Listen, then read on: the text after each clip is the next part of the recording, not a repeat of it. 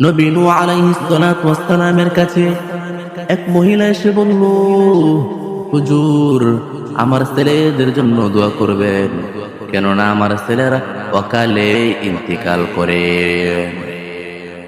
আল্লাহর নবী নূহ আলাইহিস সালাতু ওয়াস সালাম বললেন, আপনার ছেলেরা কত বছর বয়সে ইন্তিকাল করেছেন?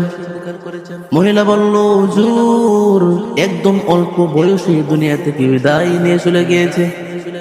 আমার এক ছেলে মারা গেছে 400 বছর বয়সে, আর এক ছেলে মারা গেছে 300 বছর বয়সে, ছোট ছেলে মারা গেছে 200 বছর বয়সে। এত অল্প বয়সে তারা দুনিয়া থেকে চলে গেছে। আল্লাহর নবী নূহ আলাইহিস সালাতু ওয়াস সালাম মহিলার কথা শুনে হাসেন আর বলেন, তোমার ছেলেরা 400 বছর হায়াত পেয়েছে, 200 বছর হায়াত পেয়েছে, 300 বছর হায়াতে জিন্দেগি পেয়েছে, তারপরে তুমি বলছো তোমার ছেলেদের মৃত্যু অকাল, তোমার ছেলেদের মৃত্যুকে তুমি অকালে মৃত্যু বলছো।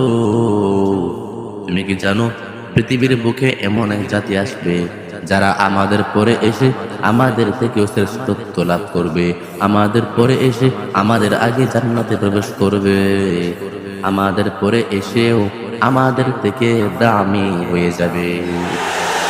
তাদের হায়াত থাকবে 60-70 বছর হায়াতে জিন্দেগি। মহিলা শুনে তো অবাক। মহিলা বলল, হুজুর, কি বলেন? তারা কি বিয়ে শাদী করবে না? তারা কি চাকরি বাকরি করবে না? তারা কি ব্যবসা বাণিজ্য করবে না? আল্লাহর নবী নূহ আলাইহিস সালাতু ওয়াস সালাম বললেন, অবশ্যই। তুমি যদি ওই সময় আসতা, তোমার কি মনে চাইতো না বিয়ে শাদী করবার? তোমার কি মনে চাইতো না সংসার করবার, মা হবার? তোমার কি মনে চাইতো না? আল্লাহর নবী নূহ আলাইহিস সালাতু ওয়াস সালামের কথা শুনে মহিলা বলল, হুজুর, 60-70 বছরের জিন্দেগিতে এত কিছু কিভাবে সম্ভব?